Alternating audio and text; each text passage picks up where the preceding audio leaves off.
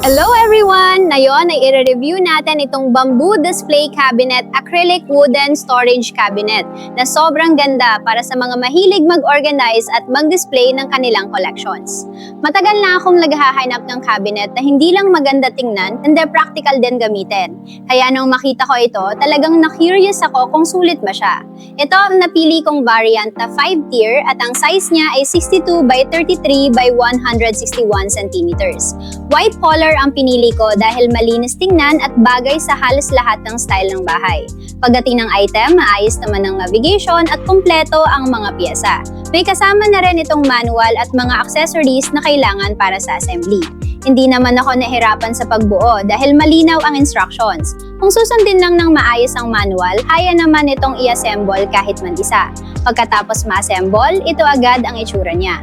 Ang unang napansin ko ay ang simple pero elegant niyang design. Ang combination ng acrylic door at wooden style frame ay nagbibigay ng modern at malinis na look. Isa sa mga dahilan kung bakit ito binili ay dahil marami akong gustong i-display. Pwede itong lagyan ng bags, mugs collection, action figures, toys, collectibles, books, skincare products, at iba pang dekorasyon sa bahay. Kung mahilig kayo sa mugs collection, maganda itong lagyan para mas maayos tingnan at hindi nakakalat sa kusina o sa shelves. Kung bags naman ang collection ninyo, pwede ninyo silang i-display ng maayos habang napoprotektahan pa rin laban sa alikabok. Para naman sa mga toy collectors at figure collectors, isa ito sa mga bagay na magugustuhan ninyo. Mas maganda tingnan ang collection kapag nakaayos sa isang enclosed cabinet kaysa nakalagay lang sa open shelves. Ang isa pang nagustuhan ko dito ay ang pagiging dust-proof niya. Alam naman natin na kapag naka-display lang sa open shelf ang mga gamit, mabilis silang maalikabukan.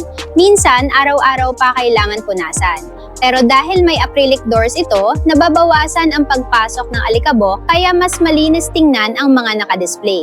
Malaking tulong ito lalo na kung marami kayong collectibles o display items na ayaw ninyong laging nililinis. Nakakatipid din sa oras dahil hindi na kailangang magpunas ng madalas. Maganda rin ang white color niya dahil maliwanag tingnan at nakakadagdag sa malinis na appearance ng room. Hindi siya masakit sa mata at madaling i-match sa iba pang furniture. Napansin ko rin na hindi siya sobrang laki sa floor space, pero mataas siya kaya nasusulit ang vertical storage. Kahit ilagay sa bedroom, living room, office o study area, maganda pa rin ang dating niya.